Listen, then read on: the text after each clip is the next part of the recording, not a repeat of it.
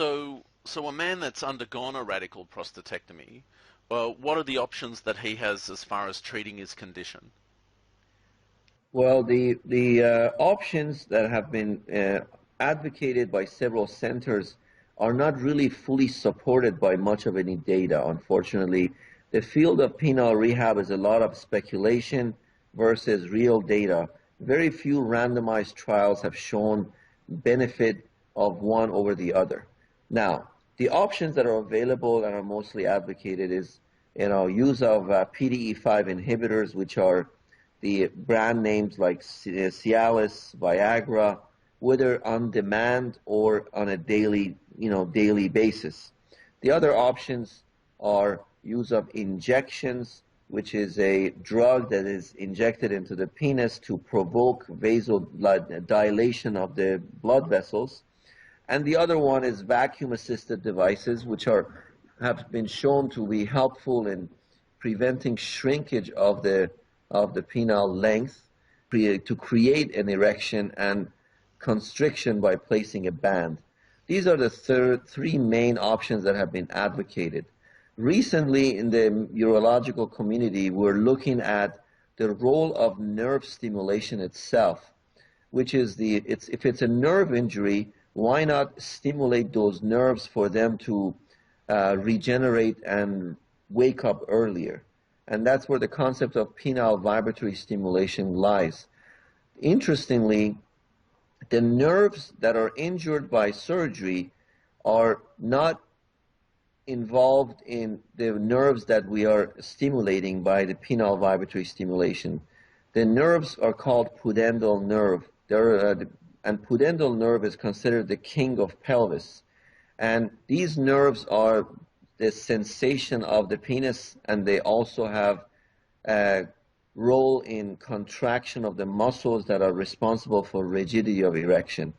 These nerves can be stimulated on a regular basis to create stimulation of the nerves that are injured, and this is an indirect reflex activity that is part of our human physiology. So recently we are looking at a very, very easy way of stimulating the nerves and allowing the nerves to wake up faster, and that's called the concept of penile vibratory therapy. So, can you explain to me, in a man who's using penile vibratory stimulation therapy, how exactly does it work? Well, think about it this way. Men, as soon as we're born, we realize that touching the penis is a very important part of our life, whether it's hand stimulation or part of our sexual activity with our partners, where we do repetitive stimulation of the nerves. Repetitive stimulation means back and forth movement, whether it's with the hand or with the vaginal or oral or whatever we use. So we're using very polite phrases here. What we're talking about effectively is masturbation and oral sex and normal vaginal sex. Exactly, that's what you're talking exactly. So what happens is these nerves, they are part of our evolution. If you look at how horses and dogs and other mammals have sex, they do repetitive back and forth movement. These nerves need to be stimulated for erection to occur and for your orgasm to occur. Penile vibratory therapy has been used for almost more than a century for treatment of orgasmic dysfunction and sexual dysfunction in women, very successfully. And recently, in the past 3 decades, it's been successfully used for men with spinal cord injury who have absolutely no sensation of the penis whatsoever. But vibratory stimulation can actually provoke sexual reflexes that are located below the level of their lesion to activate erection, activate orgasm, activate other unforeseen, things that happen, like relaxation of their legs and increased bladder capacity and many other benefits that are completely physiological. That's quite remarkable what you just said. that men with spinal cord injury are able to use penile vibratory stimulation, given that most of us expect that, there's, as you said, there's no sensation. That's quite an astonishing fact. Absolutely. The neurophysiology of erection is still a very untapped territory, Patrick.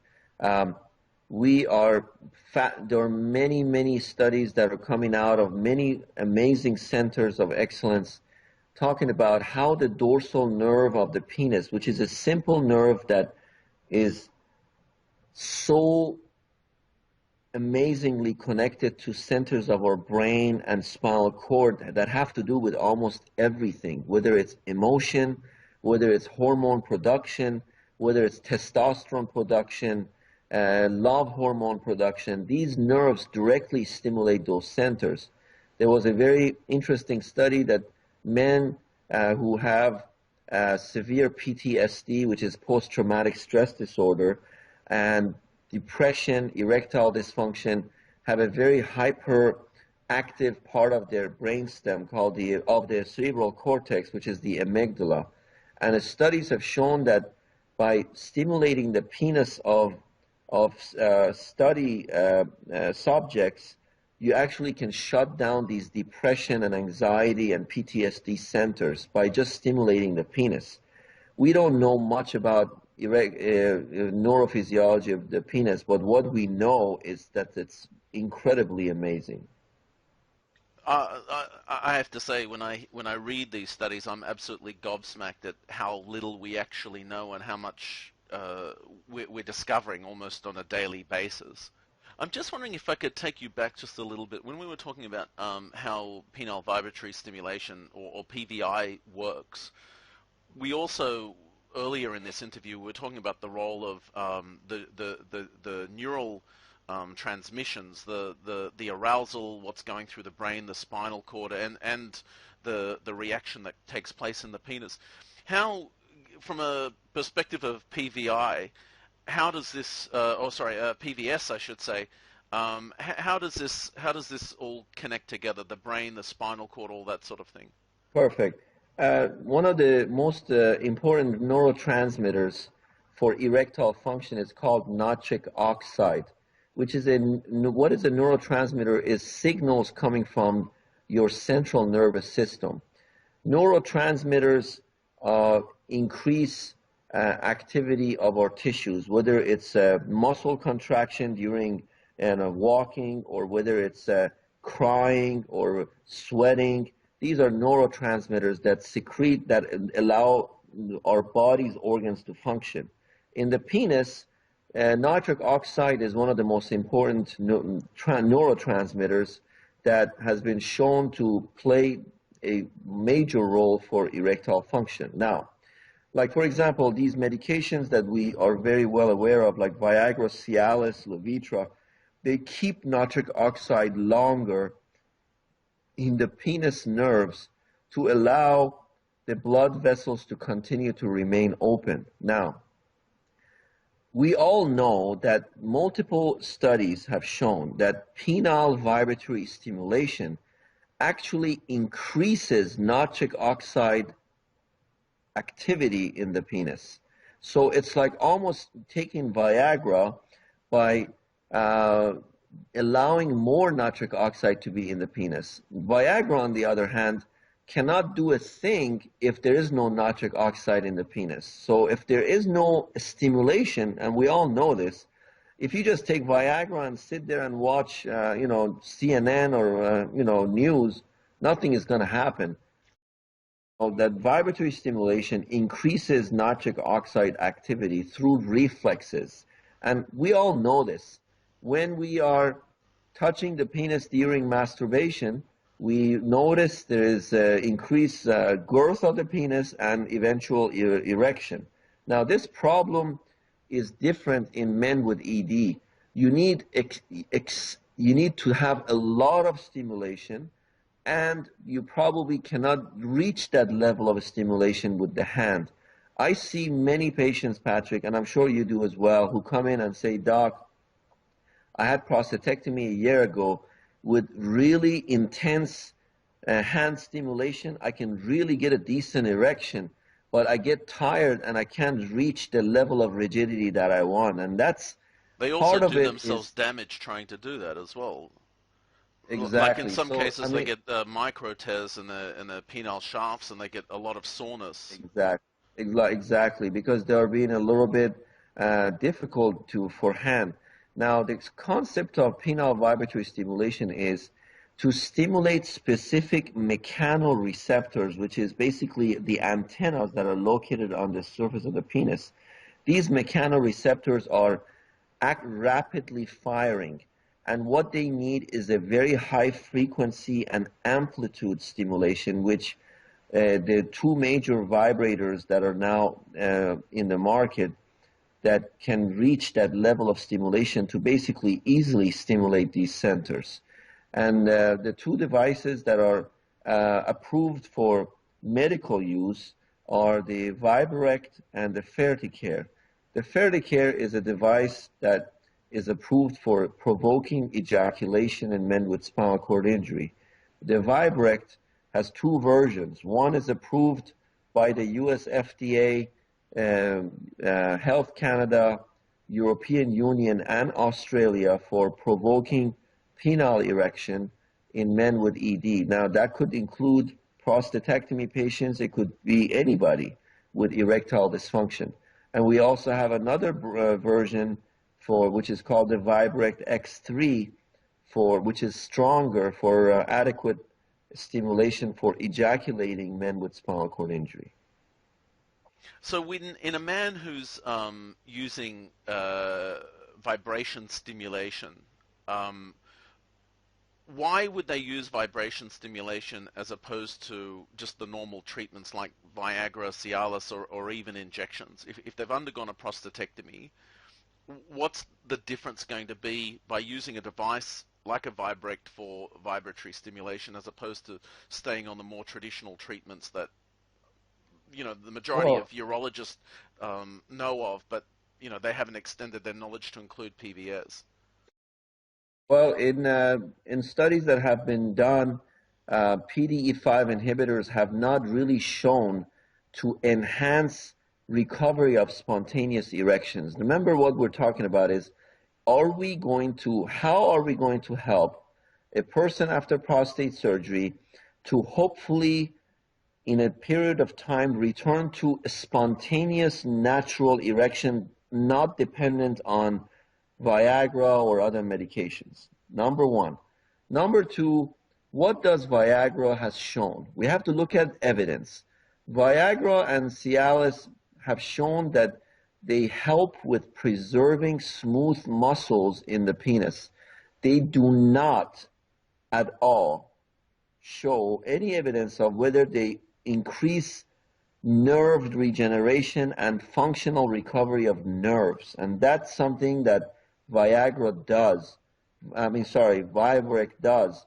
Vibrect stimulates the nerves. Of all the treatments that are available for post-prostatectomy, Vibrect is the only treatment that addresses nerve dysfunction, which is what the original problem is, by stimulating the nerves. Now, if a person masturbates 2 to 3 times a day, they can still benefit.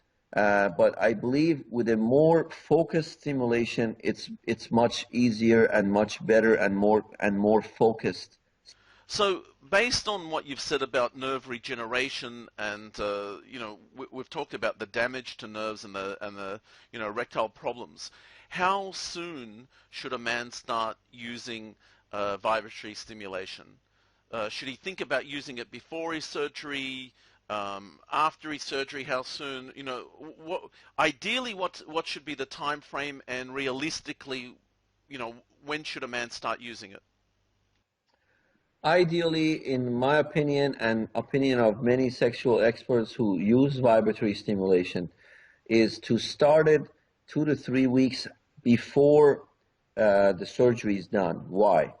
The reason is they need to experience the stimulation of the penis by the vibratory therapy before the nerves are injured, so they can mentally return to that state an expectation of what can happen, the cascade of events that occur during the stimulation. Number two, right after surgery, men develop some elements of urinary incontinence, and they are more worried about return of urinary control and dryness than anything else. So they kind of put the erectile rehabilitation on the back burner. In my opinion, start early, start before surgery, and empty your bladder and do vibratory stimulation absolutely every day, or at least 4 times a week in a sexual setting. So start as soon as possible. So two questions I have for you. When you say as soon as possible, are you talking about as soon as the catheter is removed?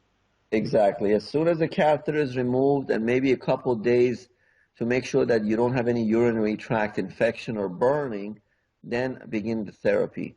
The therapy is extremely painless. It's actually very pleasurable, and it actually produces very strong orgasms. So it has a positive reinforcement. And if you ask patients who use vibratory therapy as soon as possible, they even tell you they get 30, 40, sometimes 50% fullness and erections right away.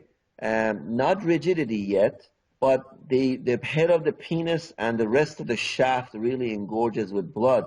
And in my opinion, I think this is very beneficial with oxygenating the penis, as we discussed. You also mentioned the phrase in a sexual setting. What did you mean by that? Well, the sexual setting is, I would say in a reenactment of mental thoughts, perhaps with a partner, or watching visual stimulation, such as pornographic material.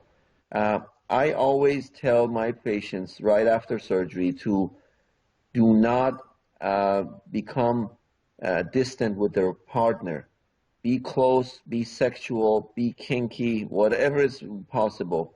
Studies after studies have shown that sexual stimulation after surgery by patient's partner, a motivated partner, enhances recovery of erections. And I tell them, the first thing I tell the patient is to buy a vibrator or a dildo for his wife and make love to each other without sexual intercourse. Make love to her, whether with hands or with a vibrator, and be close. Let her stimulate you, and be close at least 2 to 3 times a week. I've got a question here in terms of at what stage is it too late to use vibratory stimulation? If you're a man who's listening to this right now, or someone who cares for a man who's undergone a prostatectomy, but perhaps maybe 2 years ago or longer, 5 years ago, is it too late for those men? We received testimonials from men who have had surgery even in the late 1990s, and they have had moderate to severe erectile dysfunction, and they use the Vibrect religiously, and they notice the improvement in their rigidity and erections. I believe it's never late to use nerve stimulation. Remember, Patrick, erectile function is a complex activity, and multiple studies have shown that the nerves that are injured after surgery are not the only nerves that are absolutely responsible for erection.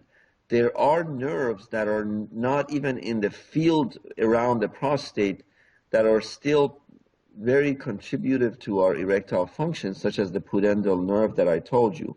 So men who have had surgery several years ago and maybe the nerve was completely destroyed or they had the nerves removed, they can still somewhat benefit. Now, with understanding and expectation that it's probably going to be less successful than someone starting it as soon as possible, but still they can benefit. In what way will they benefit?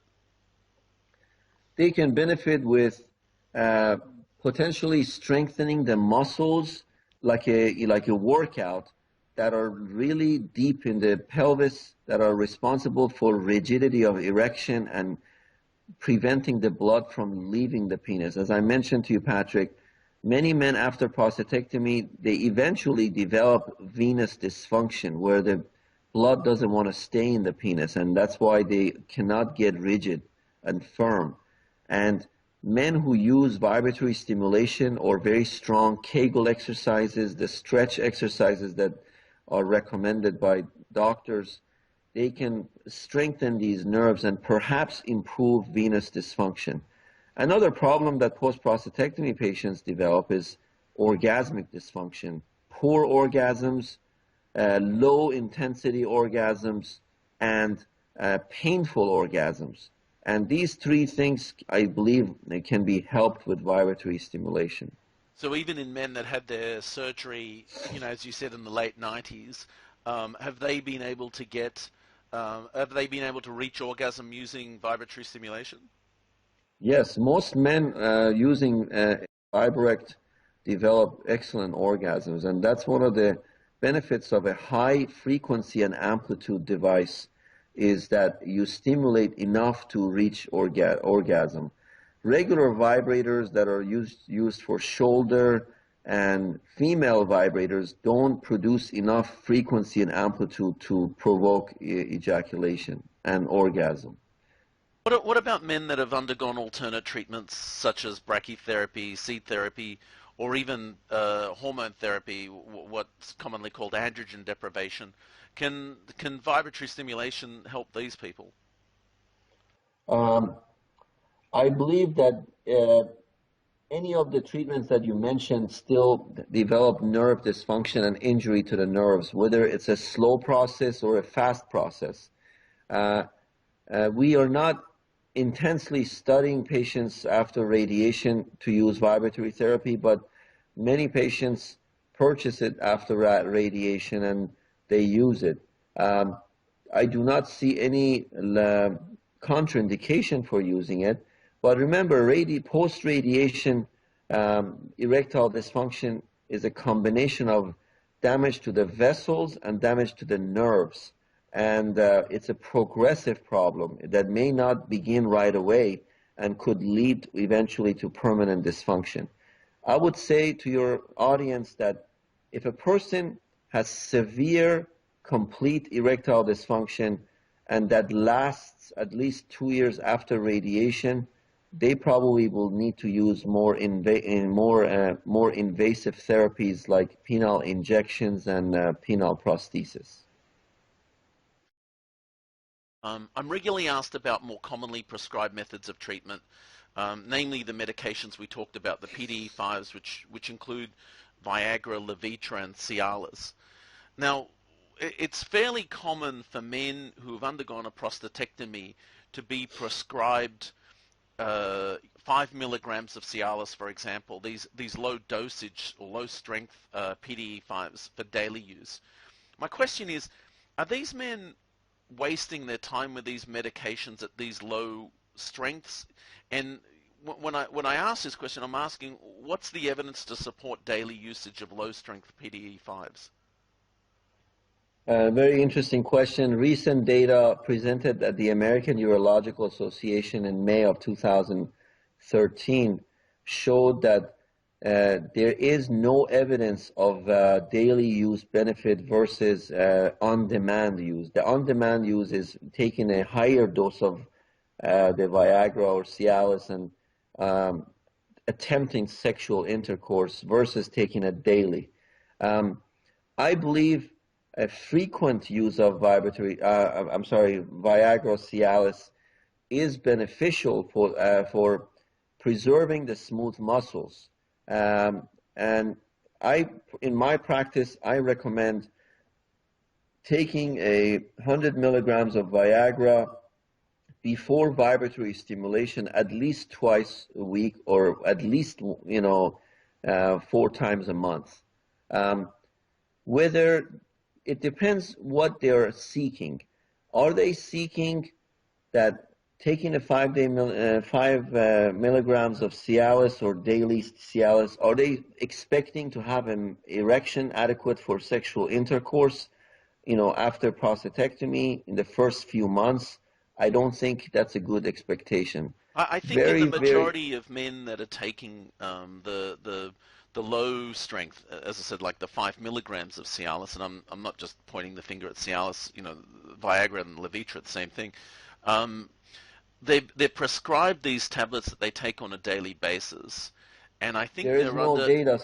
There's no data supporting what is the expected outcome? Is it a I spontaneous think they're just erection? following. I think they're just following instruction, and that they're told that if they I, take these on a daily basis, within 12 months, their erections will return.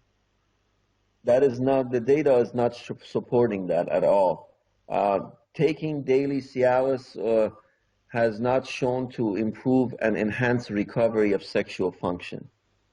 Okay, so this then brings me to my next question, which is a really important question for a lot of men who are struggling financially to stay on top of medication and penile rehabilitation, treatment. Now, I don't know what it's like in the US, but a quick review of some pharmacy websites over here in Australia show that 5 milligrams of Cialis, 28 tablets of 5 milligrams Cialis, costs approximately $160 Australian, or in 100 at the time of this recording, it's about $150 US. So my question to you is, does it make more sense both therapeutically and financially for them to use daily vibratory stimulation therapy instead of the PDE5s? Does it make more sense both therapeutically and financially for them to use daily vibratory stimulation therapy instead of daily PDE5s? And instead just to use the PDE5s, the maximum strength PDE5s solely for penetrative sexual purposes? It makes sense to me, but we're waiting for the randomized clinical trials from several centers in the United States to show how vibratory stimulation helps with recovery of nerve function. But preliminary data shows that men who use vibratory stimulation on a daily basis or at least 4 times a week have a 6 months to 9 months earlier recovery of sexual function and spontaneous erections. If a person has a limited budget and they want to use the cheapest method, obviously the cheapest method is a vibrator, obviously, because doesn't involve medication, doesn't involve prescription. It's something you just plug in and you use. So I recommend to your audience, get a vibrator and begin using it every day religiously. It's not going to hurt anything. It's only going to help with their recovery. As far as taking the pills, in my practice, I again recommend taking the Viagra, 100 milligrams or 20 milligrams of Cialis. If Which they are the want full to take strength it, ones. Those are the full strength. Yep. take it half an hour before vibratory stimulation. Why? Because if you take it without any stimulation, you're basically wasting your money. I guarantee you, you might as well throw it in the trash. You need to stimulate. So what I tell my patients is take the Viagra or Cialis and stimulate like crazy 20, 30 minutes afterwards using a vibrator, or masturbate, or whatever you have to do. The goal is to stimulate to increase nitric oxide for the Viagra to keep in the first place. So in my practice, I tell them to take about 4 Viagras a month or 4 Cialises a month if they can't afford them more frequent. In the case of the vibrator that you're talking about, let's talk about that.